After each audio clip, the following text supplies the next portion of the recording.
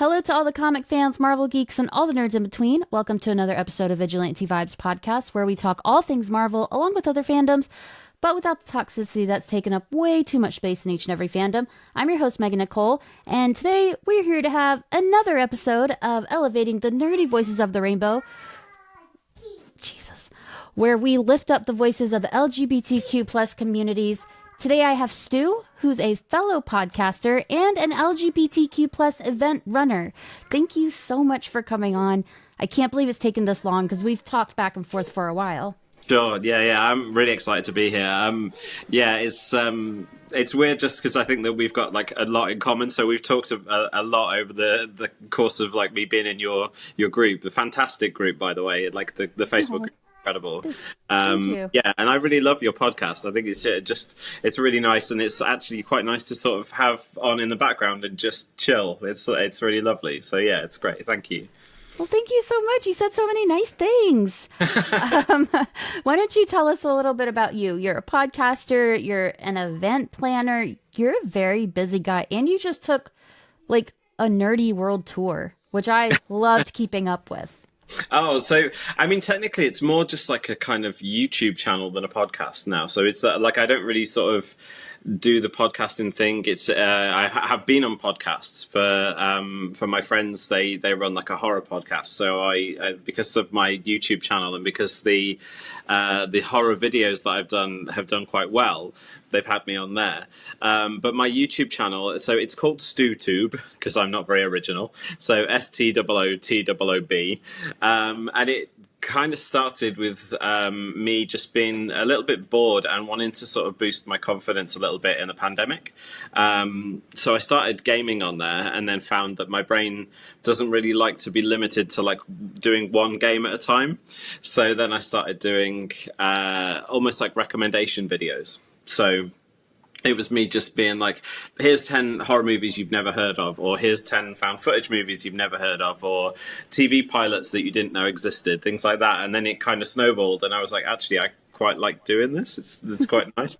And it's helped by the fact that a lot of people on YouTube have given me the most amazing recommendations in the comments to watch. So it's kind of spurred me on to make more videos because people have been like, oh, you need to watch this, and then I end up putting them all in a little video. So yeah, it's helped me a lot. But the reason why that got set up is because, so for the past 8 years, I've run alternative queer events in Bristol in the UK where I live. So the events are called Punka, which is Punka, and it's named after a song from the 90s, which kind of fits the vibe of the events, basically. So I do anything from sort of cabaret, like drag and burlesque sort of shows with like, Ariel and all sorts of things, to live gigs, to like DJ sets and club nights, things like that. And they're all kind of with like an alternative spin.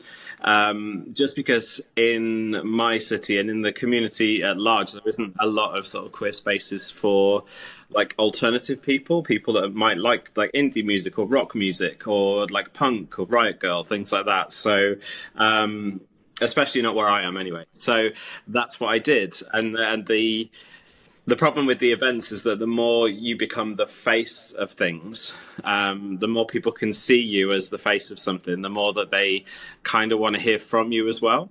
So people used to get me up on stage at the end to sort of talk about our next events, and I'd just be like, I don't want to say anything. So the YouTube kind of helped me in that way because it helped me like sort of get to know my voice a bit better and get to understand like everyone's there for the same reason. So you just kind of have to roll with it, and it's helped me a lot basically. So yeah, that's what I kind of do. But I've always been a massive nerd, as you can probably tell with and I've always been into comics ever since I was little. X-Men is what I grew up with. That's yes, it's the one that means a lot to me basically. And so for me, like seeing things like the X-Men movies, but also the the MCU and everything like that, it's meant so much because when I was younger, so I'm 43 now, and I've been out technically for like... You're what? I'm There's no way. No Like, I would say 34 I will take max. that. Then from now on, I'm 34. So I'm There it 34, is.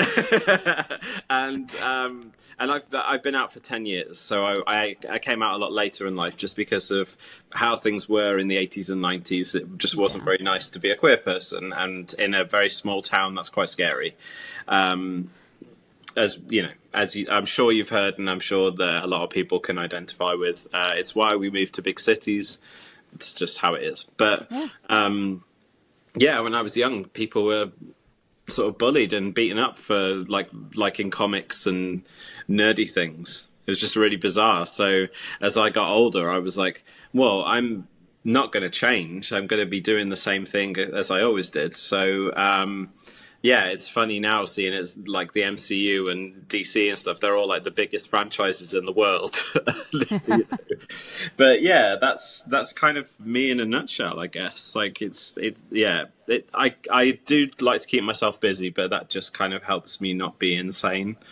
Um, yeah. Yeah, you're very, very busy. My gosh, if planning events that okay, if I have to plan a birthday party for one of my kids once a year, I am done for the year. But you do it all the time, and they have all these different themes. That's so cool. Yeah, so the funny thing is, so at the beginning of the year, so at like December, I always take December off. There's no point in doing events in December. No one's got any money, and most people are going to like staff Christmas parties and things like that. So there's no point. But then in January, I always think, oh, I've got nothing to do. Maybe no one will want to come to my events anymore. Like maybe, and then all of a sudden, in a couple of weeks, there's so much coming on, and basically loads of people just getting in touch saying, hey, I'm touring, can we put something together, or I Oh, want to do this event, and it just snowballs. So now I have one event per month booked up until November. till November. It's February. I know. So I've got like, yeah, I've got a stage at Bristol Pride now, which is great. Just because of my events and the consistency and things like that, and because they've become quite popular, I guess. I now have that stage, which means a lot to me because it means that I could sort of elevate like parts of the sort of queer community that might not always be seen. So things like alternative music and different kinds of musicians, basically, not just pop music. Let's put it that way. And then I have like a big Halloween show every year. So that's always our big show where it's like almost kind of horror tinged, obviously, but we have like a big cabaret show, then a live band to headline, and then me and my friend Darcy DJ. Oh, And then the final event of the year is the Buffy Ball. So we run a giant like Buffy club night, basically. like Buffy the Vampire Slayer? Yeah, Oh yeah, my gosh. yeah. Your life is so nerdy in so many ways. I love that. Yeah, so Buffy's like my favorite show. It means a lot to me. And it's helped me through a lot. It's like that. It's that comfort show. You probably have one. Like, do you I have have so many. So really? Okay. yeah, Yeah. for a long time it was the original Dukes of Hazzard show. I don't know if you know what that is. Sure. Sure. Yeah. Yeah, for the General Lee, the Charger, very, very, very strange show to find comfort in, but now it's like The Office, How I Met Your Mother, like things that are more relatable. So I Sure. get it. Yeah. Yeah. For me, it's like, yeah, sort of the sort of old school shows, but like Buffy was always a consistent one. I think that was because of the timing of it as well. Because when she was in high school, I was in high school. When she was in college, I was in college. Oh, I got jobs. So it, you grew it up worked. with her, literally. Exactly. Yeah, absolutely. She was a hero, and she was someone that you looked up to, but also it was someone that, like, these characters were people that you were growing up alongside, and that's why it meant a lot to me at the time. So it's really lovely seeing people like finding the show now. Like people are still finding it and understanding it, and even though the special effects might not hold up, like the stories and the people still do. So Yeah. yeah, I love that. Yeah, it's great. Well, well, I mean, they're having the reboot too, right? Yes. Yeah. Very. Yeah. I'm one of those people that's like, I'm not going to bash it until I see it. I'd rather just wait and then I'll see what's going on, and that's kind of what I do with my YouTube as well. Like I don't want to put out negativity. I would be rolling in money on YouTube if I just made hateful videos all the time. Yeah. You know, it's just how it. Yeah. But it's not what I want to do. I want to recommend things. I want to talk about things that I enjoy. I don't want to talk about things that I don't. So I want to wait until and see what happens. But it just makes me happy. And to be honest, like, I don't want to get political or anything, but in today's climate, like, we probably need heroes like Buffy more than ever. Yeah, that's been my whole thing about Sam Wilson. It's like we need a black Captain America now more than ever. Yeah. And like that's not even being political. That's just stating facts at that point. Yeah, yeah, he did such a great job as well. I loved My Brave God. New World. Like I was, yeah, Right? very happy with it. I think for me now, it's like it's still just such a like wondrous thing to see the MCU brought to life, to see these characters on the big screen. So even if it's like a sort of below par movie compared to some of the others, I'm still going to have a good time, and I'm not going to really bitch about it. I don't really understand people that are going and just be like, well, this is obviously going to be shit, then do the whole like the MCU's back and oh, it's screwed, it's back. It's like I've got no time for that anymore. Yeah, I don't understand the whole hate watching thing. You're still paying to see it. But then Yeah. there's people who go into the movie knowing damn well they are going to hate that movie. They Sure. already know. They already said I don't like the characters, I don't like who plays them, I don't like that it's not Steve Rogers. I hate the movie. And it's like then don't watch. What? Yeah, It's just so watch something else. simple. Yeah, yeah, absolutely. Like, just watch something else. I don't know. It's one of the things that it kind of worries me about fandom as well, is that people do kind of rally together to like hate things, and I don't think people who enjoy things necessarily shout about it enough. Because they don't need to, because they're already happy. They're already like, I loved this, so I'm just going to sit and watch it, you know. And it's weird to see people just get behind like hating something and disliking things and sort of basically like marinating in that toxicity, just really like enjoying the freedom to just be like, well, you hate this too, come and hate it too, like and just sort of doing that. Yeah, it doesn't really make sense to me. It's like it's not toxic to hate something, but it is toxic to like try to hate something. Yeah. So, like with Captain America, everyone's like, "Oh, I hate it. I hate it because it's woke. It's not good enough. That's not my Captain America." And it's like, "Well, damn, he's my Captain America." Like just cuz what you're saying isn't factual. It's all of your opinion. And if you don't like the movie, totally fine. There are movies I don't like. But Sure. if you're going to go trash someone for liking the movie, then you have more problems than we're even talking about. Yeah, yeah, that's it. I mean, yeah, for me, obviously, when we had the whole like the Marvels come out, loved that movie, absolutely, and that's become like a comfort movie for me. And so whenever anyone was trashing it, I was like, I can't tell whether you're trashing it because you've seen it or you're trashing it because you just don't like it, and like you don't like it visually. Like it, you know, these are three women who obviously of all different ethnicities and all different backgrounds, and they've come together and they've made like a movie that is just, it's a comic book come to life. You can see it. It is, you know. Yeah. And for me, it was like, I don't know. I remember just sitting there in the cinema with like a beaming smile on my face, just being like, "This is so fun! Like it's making me feel like really nice that this is just made for people who, you know, obviously love the characters, but also people that just want to have a good time." It's like, how could you not like that? That's what I always said. I was like, I thought the movie was a lot of fun. I wouldn't say it was the best one because like not every movie is going to be endgame levels. It shouldn't be. But I will say, I haven't had that much fun in a theater in the longest time when I saw it. It was so much fun. The pacing was excellent. And also the cameos at the end in the post-credit scene. Oh, I feel like not enough people are talking about those. yeah. I mean, Beast looks perfect. Absolutely 100%. perfect. And that's what I want to see. Like, obviously, we're coming towards the end of the multiverse saga now. It's been a hot mess, and I love that. But, I don't mind. I've got like there's things I enjoyed, there's things I would never watch again. Basically, like I didn't really enjoy Moon Knight that much. I'll probably never revisit it. But at the time, What? Oh, yeah, no.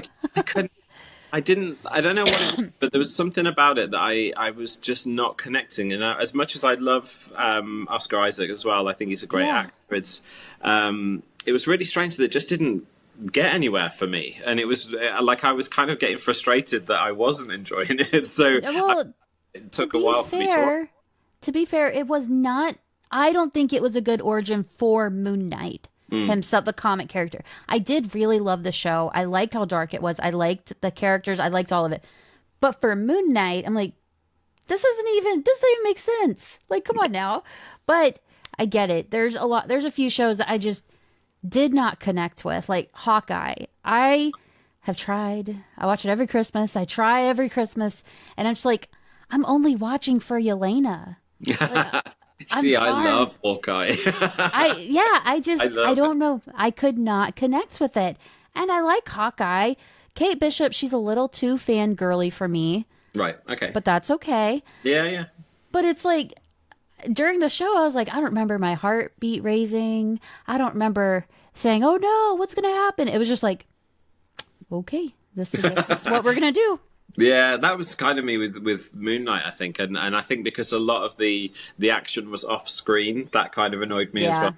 That really, like, I kind of thought, well, it's not what I was promised in the trailers, really, and it wasn't kind of what I was after. I think there was just some kind of disconnect with it. Maybe the second series will be better because I didn't enjoy Loki season one as much as season two. same. So I Same. just didn't connect with it, and then season two I was locked in, and I yeah, really, Yeah. you know, The first season, I was like, oh, this show just drags. What are we doing? Who is Sylvie? Like, what are we doing here? And then by the end of the second one, I was like, where can I tattoo Loki on my body? yeah, yeah. That I mean, that ending was beautiful as well, stunning. Yes. So yeah, I love that. I mean, Hawkeye for me is perfect, like Christmas watching now. Like it's great, and I'm a fan of Kate Bishop because like strangely enough, I was a big fan of the Avengers game that everyone hated. So, and I mean everyone absolutely hated it, and I had the I've, best time. I've Um, never met anyone that liked it. I know, I don't care. I don't It's care. awesome. I Me, love me and it. my friends used to team up and play it online, and it like just didn't care that anyone else was, sort of getting on the board, and because there used to be a couple of Facebook groups that were just really strong and they were really nice, and everyone was sort of enjoying the game. But that was my first introduction to Kate Bishop. And even though she Okay. was like teleporting everywhere because she had like different sort of aim technology or whatever, I really enjoyed the character. I thought she was quite funny because she was so sassy and she wears purple. Love purple. So It's a so good color. exactly. And then when she turned up in the TV show, I was like, actually, no, I'm digging this version as well. So yeah, I enjoyed Hawkeye. I think. I'm most excited now for Daredevil, obviously, Yes. because those Netflix shows, I tell you, I have rewatched all of them multiple times. So Same.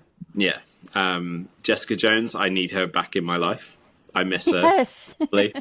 You know, Yes.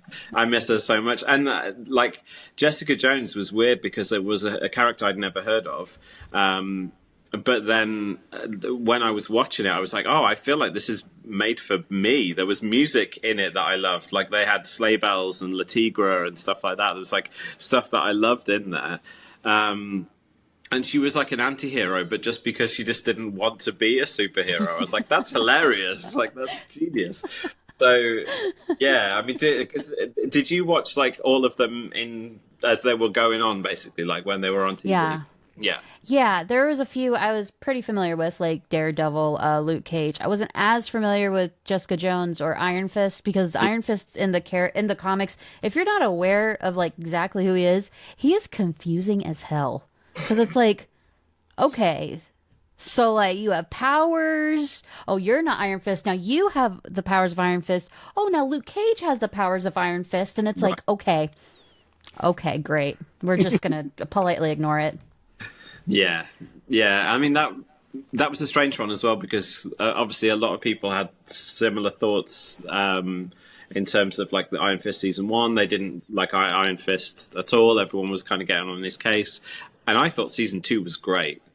Like, I liked them. I liked them both. yeah, Typhoid Mary was great, and Yeah. I really liked some of the fight scenes in season two, and the fact that they brought back like Misty Knight and Colleen was amazing. So, the only problem was the fact that for me, obviously, Defenders didn't really hit the mark. Yeah. So, like that was a bit of a mess. But I think that was just the sum of its parts. They just didn't know what to do with the fact that all these characters were so vastly different in all of their shows. And then, yeah, just the way that they handled Elektra was a bit strange. I think the Defenders, it was very, very obvious that they filmed Iron Fist and then immediately went into Defenders without kind of like, okay, let's regroup. Let's see what worked, what didn't. They're just like, let's get this done. Because it seemed like they knew something was coming to an end. Right. Iron Fist, I liked. I don't like that the lead actor didn't take it seriously. I don't like that he did not practice the combative scenes. I don't like any of that. So if he does get brought into the MCU, I hope he takes it seriously. He sees what a big opportunity this is. Yeah. Luke Cage is amazing. Yes. Jessica Jones is amazing. They're all amazing. Yes, yeah, I was very happy, and I mean, it gave us like John Bernthal as Punisher as well. So yes, like incredible, absolutely incredible. Perfect, a perfect Frank Castle. Yeah, and I get the feeling that there's going to be some kind of like cameos or reveals or something at the end of Born Again. I think we haven't seen the last of some of the Netflix characters. Maybe Jessica will pop up at some point. I don't know. For me, I'd be very happy if She-Hulk turned up. Yes. Okay. This is what I've been saying, and everyone disagrees. I'm like, it doesn't have to be She-Hulk. I want Jen. I want him to like consult with her on a court case, something like that. Because the backlash of She-Hulk, we gave up on her so fast, which is so rude. And it's like, if you didn't like the show, you didn't like the show, but she's still a Marvel character. She's still a part of the MCU. The actress is a part of the MCU. Yeah. So she's gonna show up again at some point. She didn't do anything wrong. No, absolutely. She did the damn thing. Exactly. And for me, I mean, it was such a fun and funny show. It was so like harmless and so so easy to watch. It was like 25 minutes an episode, and it was just something fun every week. Like I found myself really looking forward to it every week because I was like, I know I'm going to have a giggle. This is going to be so silly. And when it got to the end, I was like, I get the feeling I'm never going to see her again, and I already miss her. And so it would be nice if Jen turned up. And I also that made me watch Orphan Black. So I also became a fan of her because of that. And I binged Orphan Black last year, and it blew my mind. Have you watched it? I haven't. I want to, but I keep things just keep popping up. Like Daredevil's coming, so I have to go through all of Daredevil. Oh, I'm stressed. I need a comfort show. Oh, this is coming. Oh, Brave New World's coming. You have to go through all the movies, and it's like I'm just stuck watching the same things over and over. Yeah, it's so comforting to do. Yeah, I think that was the thing. Like I while I was watching Orphan Black, I realized that I was a bit gutted that the show had sort of passed me by at the time, because I then found out that there was such a huge fan base and like a really sort of lovely, wholesome fan base around that show. That when I was sort of looking into it, I was like, oh, I wish I would have been part of that at the time. It seems really cute, but it was just like her acting was so good in that show that I was convinced that she was obviously playing multiple characters, but I was convinced that they were 8 different people, completely different people that just happened to share her face, because she was so good in every single role in all of the characters that she was playing. I think she ended up playing like 10 or 12 characters throughout all 4 seasons. So each season, this sounds really silly, but each season there would be at least one scene where multiple clones of her would all interact at the same time. So it'd be one really big scene, whether it's a dinner scene where they're all like passing each other things and talking over each other and moving around each other. And I just was sat there like, I can't figure out how they did this. It blows my mind, but I'm so happy that I don't know how they did it. Like it just felt so natural. It was so like, it was fascinating. There's one scene where they all dance together in someone's front room, and they sort of weave in and out of each other and just having a really lovely time. And I was just like, this is incredible. Like, why is no one still talking about this? So, so if you get chance, like I wholeheartedly recommend it. I was blown away. And especially if you liked her as Jen, she does bring a little bit of that to at least one of the characters, which is, it was good. But yeah, I want to see like, I don't know. I want to see it pop up in Daredevil, but I also just want to see like, how they're going to bring that Netflix universe back into the MCU. Well, we did see the first of the reviews for Daredevil Born Again last night because they had the premiere. The press got to see the first 2 episodes, and it has been nothing but hundreds across the board. It has been. Everyone has said they nailed it. They brought back the Netflix vibe and more. They killed it. And it all goes back to, we wouldn't have this if Kevin Feige hadn't stepped in and revamped it all. Sure. That was the time where they said it's paused because we're doing revamping, and everyone said, oh, it's going to suck. It's going to be woke. It sucks. They don't have any faith in it. And it's like, here we are now, and you naysayers are awfully quiet. So why don't you guys just shut up and let things happen? Yeah, I have to say, like, in Kevin Feige, we trust. I'm sorry. Yes. Like, the guy has so much passion for this, and you can see how hard he's trying to, create a universe that is encompassing everyone. I mean, look at, like, X-Men 97, look at Agatha All Along, look at, these absolute bangers that he's like, actually, I can see this working, and just gives it a shot. And you can tell that he's got a lot of love for people like X-Men, but also the sort of shows like Daredevil, where he was just like, oh, this did it right. Let's not mess with the system. Let's make sure that it's the same. In Kevin Feige, we trust. Oh, are you there? Oh, I'm here. Oh, okay. I don't know what happened there. It just kind of stopped. Yeah, it cut out for a second. But I completely agree. Like, we see Kevin Feige, we see him every premiere. He doesn't show his face often. He doesn't speak out ever, unless it's a very, like, certain interview that he's sure of, which I kind of like, because I do like that James Gunn is so open and honest and will talk to fans and all that throughout the day. I don't know when the man sleeps, personally, and it kind of makes me think he's a vampire, but, that's okay. But Kevin Feige, he's doing so much. He's quite very much the opposite of James Gunn. And that's what I do like about those two, is they are so different, but they are such geniuses. Because Kevin Feige went into Daredevil, saw what they had already recorded, said, absolutely not, and fired the team. Like, he didn't just say, let's rework it. He was like, well, absolutely not. We're not doing this. Because according to a lot of sources, he didn't even get into his Daredevil suit until the 5th episode. This was supposed to be a show focused on his lawyer career, which is like, that is wild. Why? Yeah, why? We don't want that. Like, we don't. The thing about, I mean, even season 3, we didn't see him in his suit that much. It was always like, it was Bullseye that was in his suit more than he was.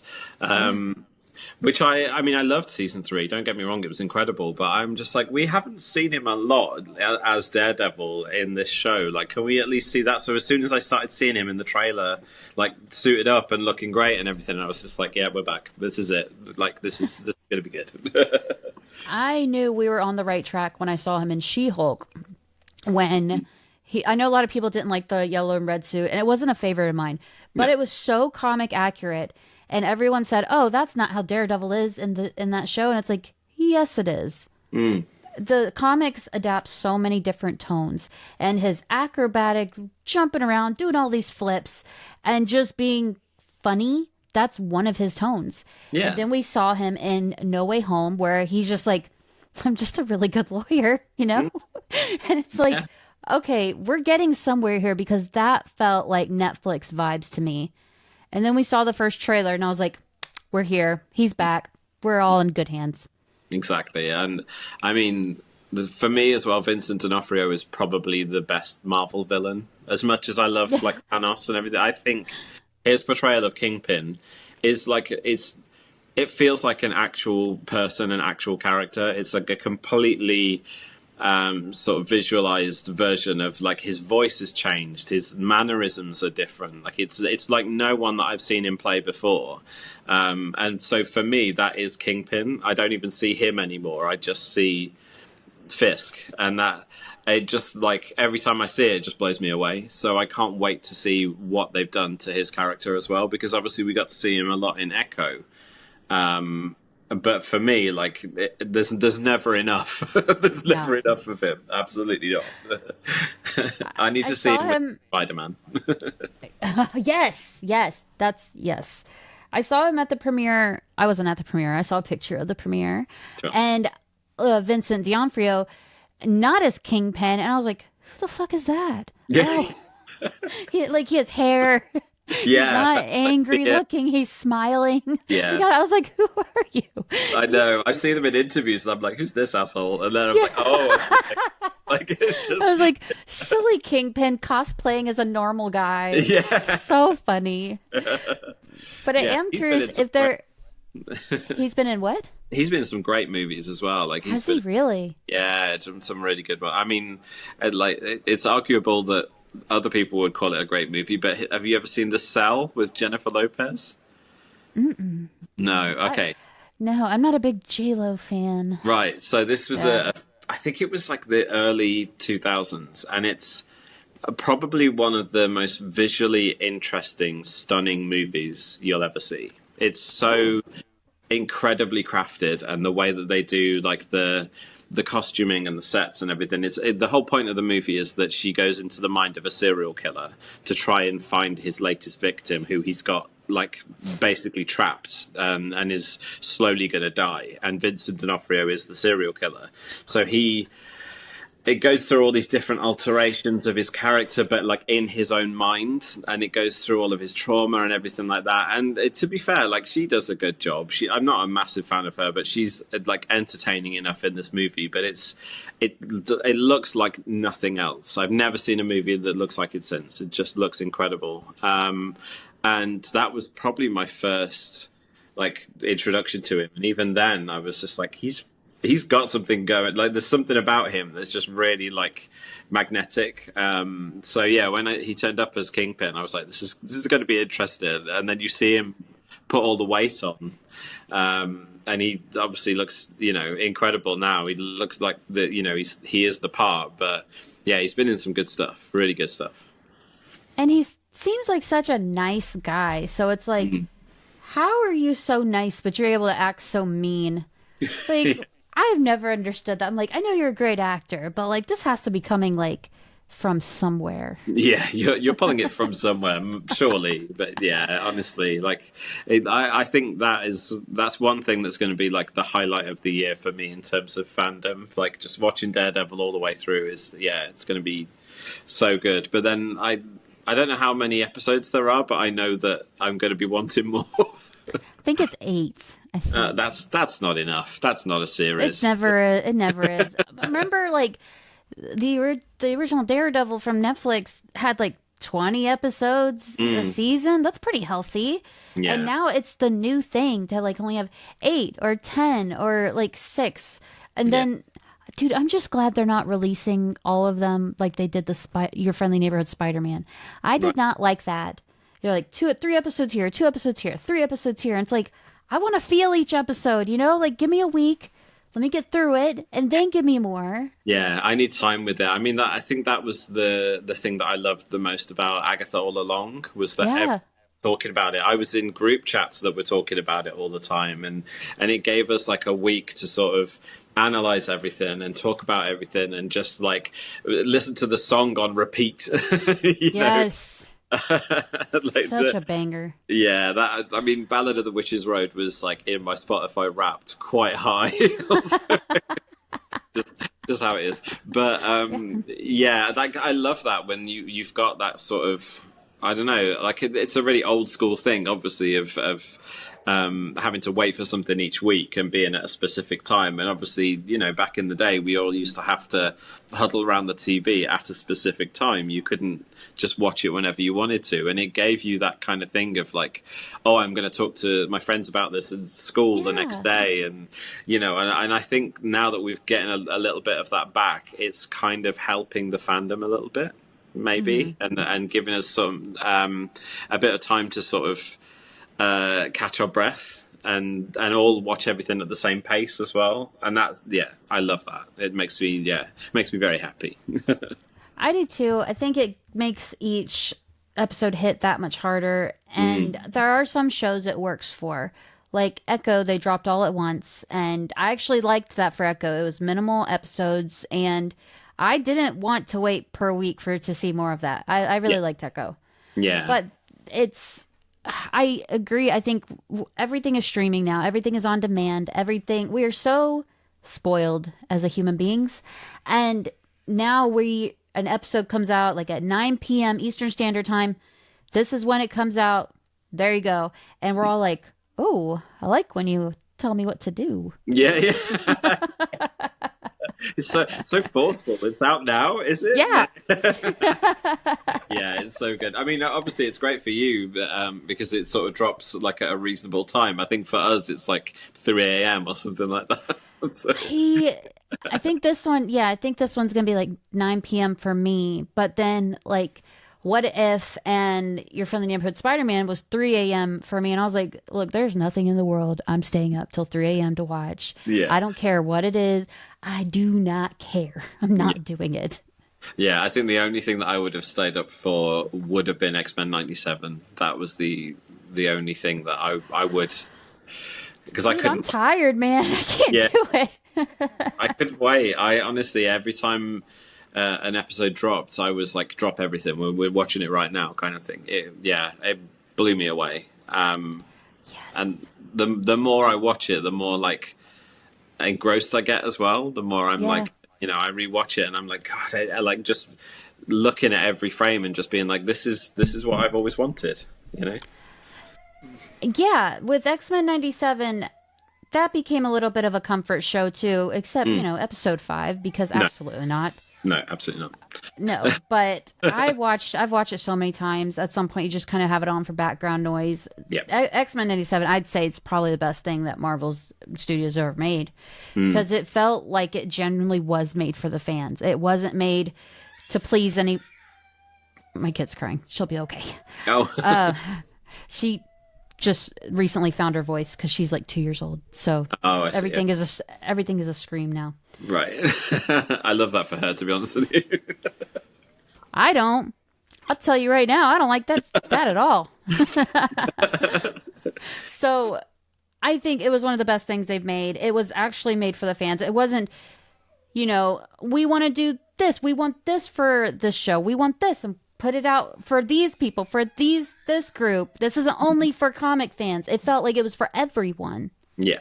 Yeah, absolutely. And I mean, even just down to like the little cameos that it like morphs cameos, like him, turning into so many people and just being like, this makes me happy because I can spot every single character that you've just turned into. And even though they're not in the show, it's nice that you've nodded like to certain ones in the fandom. And yeah, I think whatever goes on with season 2 and 3 and, all that, sort of drama, I'm so happy that we got just like a perfect season, like to start off kind of thing. It was so lovely because you're a big X-Men fan too, aren't you?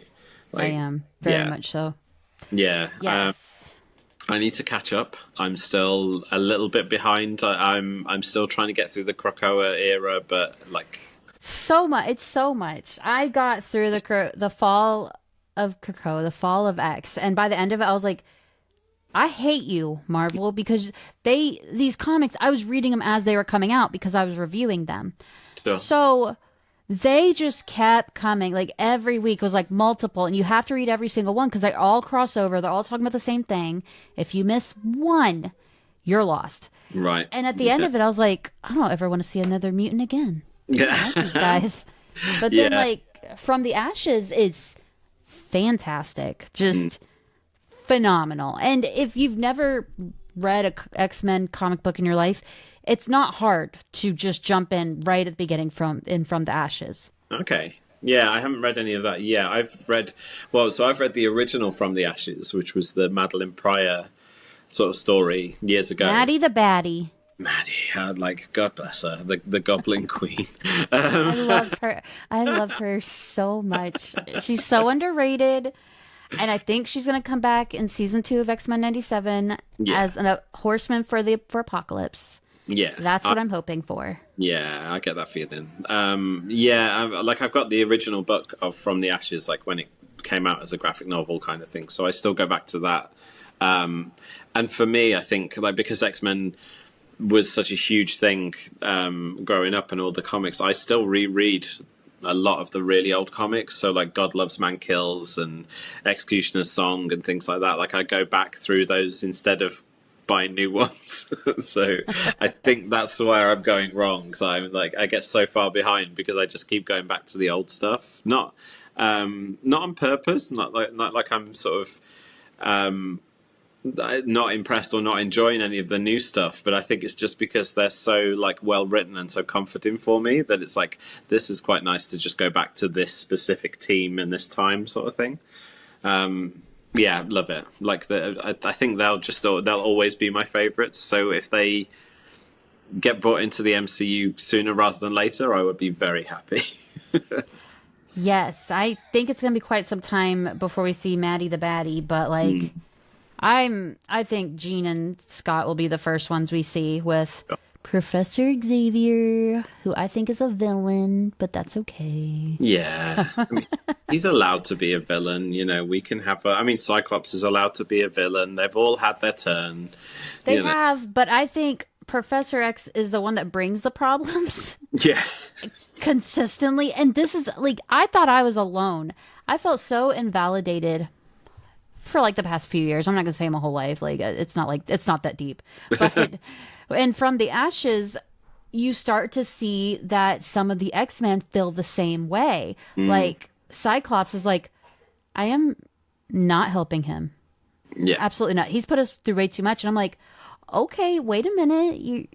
Your sexiness is showing right now. Like, calm down. And that's what I rein it in a little bit. Yeah, I like it because it's like, this comic was written by someone. It was Gail Simone. She's amazing. But this was easily written by someone who has their own thoughts and opinions on the X-Men and the characters. And they put it in there. And I love that because you also have Rogue, who's like, he was our professor. He was everything to us. We have to help him. And it's like, there's always one of you, Rogue. Teacher's pet. Get out of here. Yeah. And I like the fact that there's certain characters who are very much like you're training children, my dude. You're you're not always a good person. Yeah, no.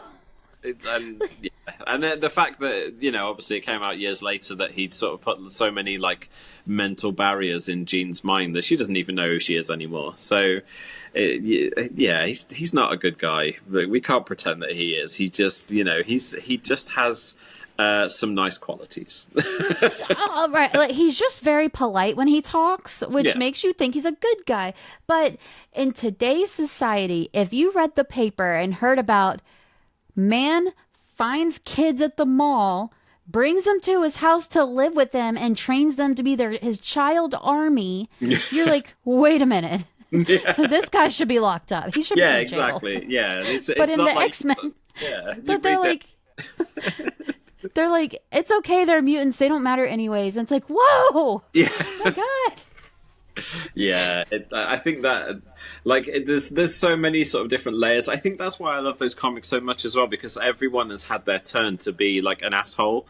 And everyone has got so much backstory, and like it's funny from the outside where everyone's like, oh yeah, Wolverine's my favorite character, and it's like, well no, he's so overexposed and everyone else is so much more interested to me, that I rather sort of enjoy like looking through other people's stories and just seeing like the thing that I love about X-Men, I'll say this, is the boring drama.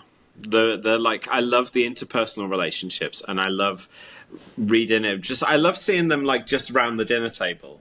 I don't know why. It's just, it's like that for me. It's perfect. Relatable. Like in X-Men 97, when you see them just chilling, just like they're making beignets in the kitchen, I was like 10 out of 10, no notes. Like in the comics where they're just hanging out, in the show where it's Jubilee's birthday and they're all just gathered around the table. I love that normalcy because we see so much action, we see so much excitement, but it's like, it's nice to see, they're people too. They have personalities. They're so much more than their powers. And I love that. Yeah, so there's a really tiny graphic novel that I've had it for years, called X-Men Rarities, and it isn't one that I've seen around and no one really talks about it, but it's a series of short stories that is just that. It's just the mundane, and it's lovely. And I think like one of the stories is, so the sort of big night where the sort of a giant X-Men, like the new sort of X-Men, have come to the mansion. It's the first night where everything's calmed down and they're all kind of meeting each other, like the old and the new X-Men are meeting each other, and everyone's just there for the first night in the mansion and just chilling. And it's really lovely. And then there's a Generation X short story where they all play volleyball in the courtyard, and Jubilee is writing a letter to Wolverine to tell him that she's doing all right.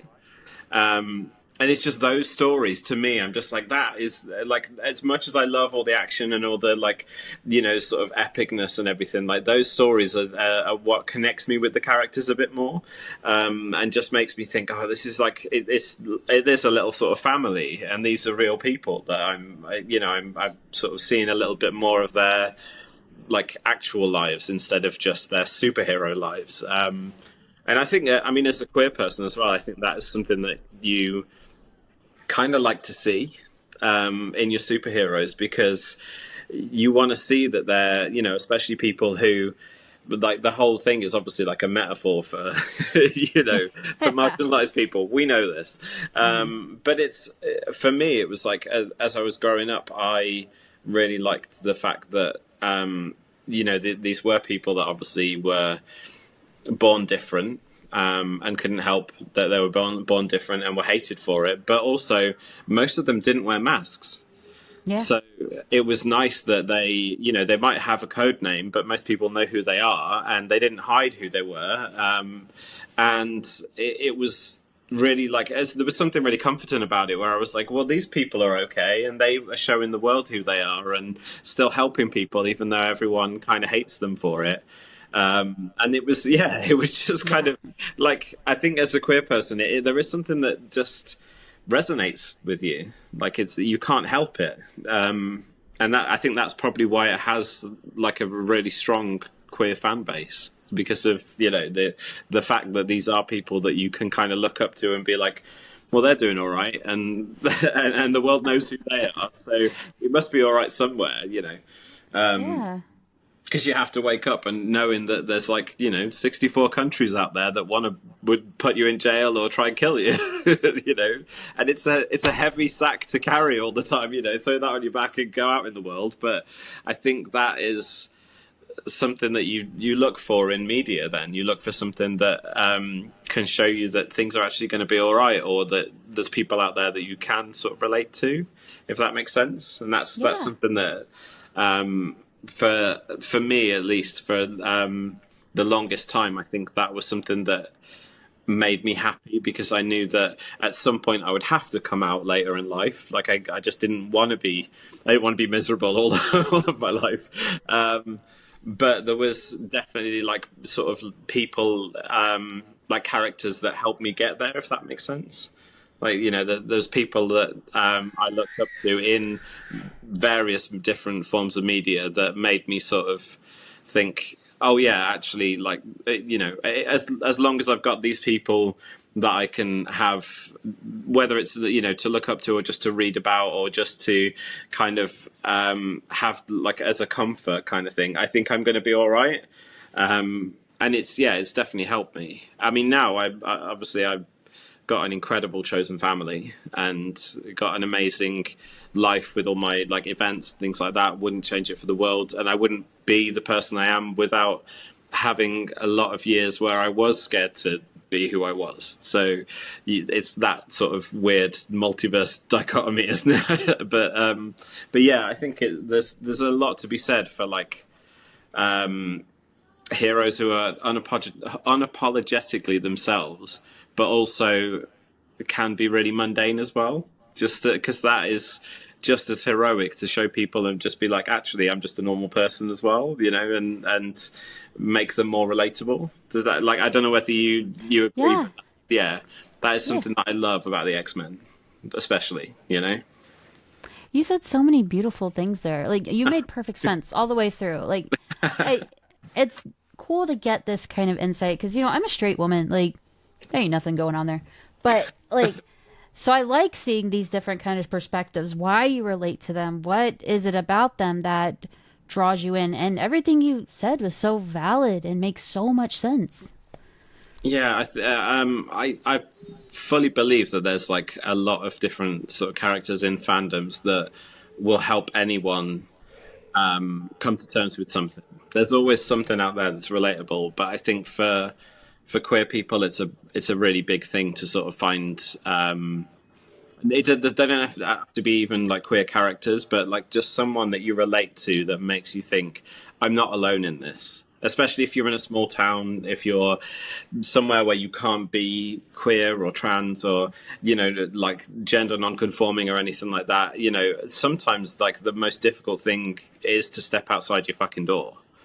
It is like, it's just, and that's like, it's such a thing of like, this is my superhero outfit today, Aww, and it has to be your armor. It has to be, because that's the only way you're going to survive, is just to be like, I'm just going to do the thing. I'm just going to go out there in my, superhero suit. And whether that's like you trying to blend in or whether that's you trying to like stick out as much as you can.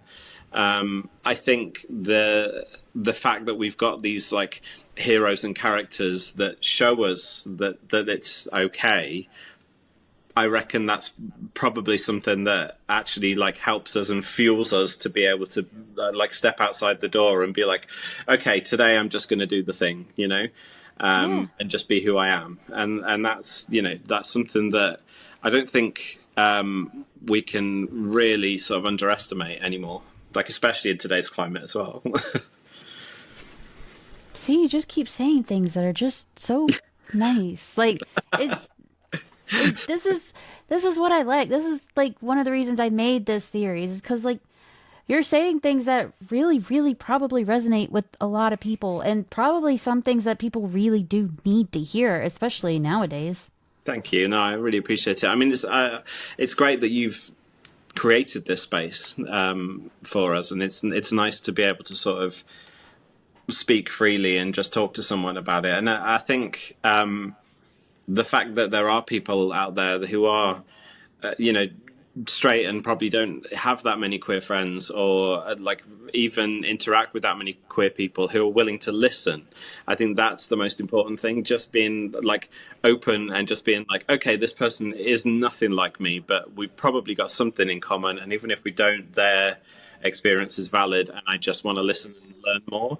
Like, the more that we do that, the more that basically things are going to be easier on everyone else. Everyone's just going to be much happier if everyone's just like listening a bit more. And the fact that you've created these spaces, it's fantastic. I've really enjoyed this series so far, so I'm really happy that I got to be a part of it. To be honest, it's such a lovely thing for me. Well, I love that you came on. This has been so much fun. Like, I love getting to know you because I've watched your videos. Your recommendation videos are my favorite.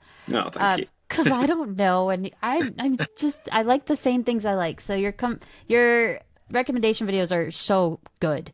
So Sure. please keep doing that. But You're welcome back anytime. I loved having you. You were so much fun. And I don't get to talk about X-Men a lot to people, even though I have a Marvel podcast, and it doesn't happen a lot. So this was fantastic. Before we sign off here, can you tell our listeners where they can find you? Sure. Yeah. So, I mean, if you're in the UK and you want to come to any of my events, then you can go to the Punker pages on everything. So it's PUNKA, Punker Bristol, on like Facebook, Insta, YouTube, TikTok, Spotify. Have our own Spotify official Pride playlist, which is crazy. That's so cool. Yeah, they long story short, they got in touch in the pandemic in 2021 because a girl who used to come to my gigs, the Punker shows, now works for Spotify in the UK, and she was given the task of basically putting together the Pride playlists for the UK.